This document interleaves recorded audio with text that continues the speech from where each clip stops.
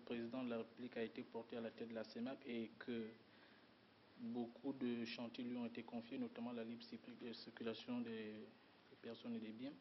Monsieur le porte-parole, est-ce que vous pensez que le Gabon pourrait être soutenu au niveau communautaire lorsqu'on sait qu'au dernier sommet de l'Union africaine, certains États membres ont voté contre le candidat présenté par le Gabon? C'est ma première question. Sur le plan national, le Premier ministre chef du gouvernement vient de retirer la concertation nationale sur la réforme de l'État qu'il devait organiser.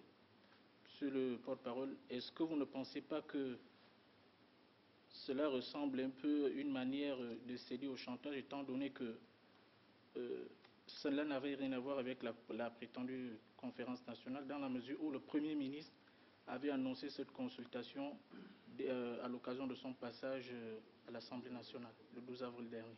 Pour revenir à la conférence nationale, telle qu'annoncée aujourd'hui par les partisans de l'opposition, qu'est-ce que la présidence de la République du Gabon pense de cette question?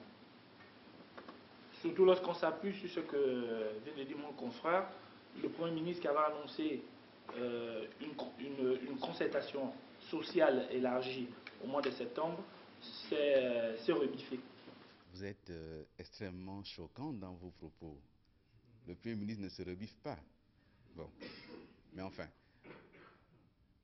S'agissant de la première question sur la CEMAC, pour ce type d'organisation, généralement, sur un sujet comme de ce type, s'agissant de la circulation des personnes, l'unanimité est nécessaire. L'unanimité est nécessaire. Et c'est une volonté commune d'arriver à la question de la libre circulation des personnes, parce qu'il ne peut pas y avoir intégration sans la question fondamentale de la libre circulation des personnes. Et donc cette unanimité doit être atteinte. Je vous ai indiqué que le Gabon est favorable à cette liberté de circulation. Mais je vous ai indiqué également les limites objectives qui font qu'aujourd'hui, il va être difficile d'atteindre cet objectif. Je vous ai indiqué cela, mais en le disant, le Gabon n'est pas seul à partager cet objectif. Lorsque vous prendrez connaissance du communiqué final qui a sanctionné les travaux de la CEMAC, vous vous rendrez compte que la question du passeport biométrique est posée comme un quasi préalable à la question de la libre circulation des personnes. Mais il n'y a pas que le passeport biométrique, ce serait déjà une bonne chose, mais il y a l'harmonisation des données entre nos différentes polices. Il faudrait donc que ce soit des données compatibles pour qu'on puisse, en entrant par Douala, arriver au Gabon, être contrôlé et puis monter patte blanche parce que le serveur de Douala est compatible au serveur de Libreville. Donc c'est un certain nombre d'éléments qu'il faut pouvoir mettre en place et d'ailleurs des financements sollicités par la BDAC et par la commission de la CEMAC sont en cours de finalisation sur ce sujet. S'agissant de la question de politique intérieure liée au fait que le Premier ministre, en définitive, ne parle plus de concertation nationale, mais continue sa tournée pour regarder l'état des chantiers à travers le pays. Nous pensons, à ce qui nous concerne, que c'est une très bonne chose que le Premier ministre ait réorienté le champ de ce qu'il avait engagé.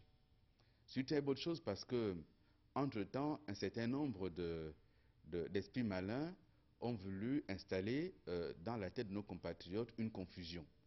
Une confusion entre ce que eux estiment être une solution et la réalité de ce que fait le gouvernement. Vous me demandez ce que la présidence de la République pense de l'idée d'une conférence nationale. J'ai déjà répondu il y a quelques jours, mais je vous réponds de façon catégorique au nom du chef de l'État. Il n'y a pas de possibilité d'ouverture d'une conférence nationale au Gabon. Le Gabon n'est pas un pays en crise. Le Gabon ne connaît aucune crise sociale, aucune crise politique, aucune crise institutionnelle. Et donc, une conférence nationale ne se justifie pas. Je crois que cela est assez clair. Maintenant, s'agissant de ce qui est prêté à François Hollande comme propos, nous, président de la République gabonaise, représentant l'État gabonais, nous discutons d'État à État avec la France, représentée par François Hollande. Et je vous ai livré le contenu des entretiens que les deux chefs d'État ont eu des entretiens qui étaient prévus pour durer 45 minutes, qui ont duré 1h15. 30 minutes, questions économiques, 40 minutes, questions internationales et sécuritaires dans le golfe de Guinée, la sous-région Afrique centrale et l'Afrique de l'Ouest avec la situation au Mali. Le reste du temps sur une question de gouvernance politique.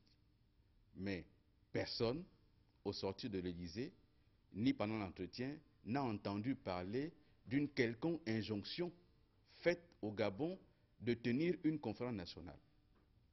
Cela existe dans l'imaginaire de certains opposants qui, depuis 3 ans, n'ont trouvé que la conférence nationale comme solution aux problèmes auxquels le Gabon est confronté. Mais lorsqu'on se souvient qu'en 90, ceux-là qui appellent aujourd'hui à la conférence nationale souveraine étaient farouchement opposés, les archives existent, si vous voulez, on vous les sort, on vous les met à disposition. Des interviews ont été accordées par voie de presse de ceux qui aujourd'hui sont dans l'opposition, mais qui à l'époque refusaient même l'idée de la démocratie au Gabon. Parce que pour eux, la démocratie allait amener le désordre dans le pays. Personne aujourd'hui n'est fermé à la question de la démocratie. Et regardez l'enchaînement. Nous étions à la question de la biométrie pour aller aux élections. Et pendant que le gouvernement s'active à régler la question de la biométrie, on nous sort la question de la conférence nationale pour troubler l'opinion.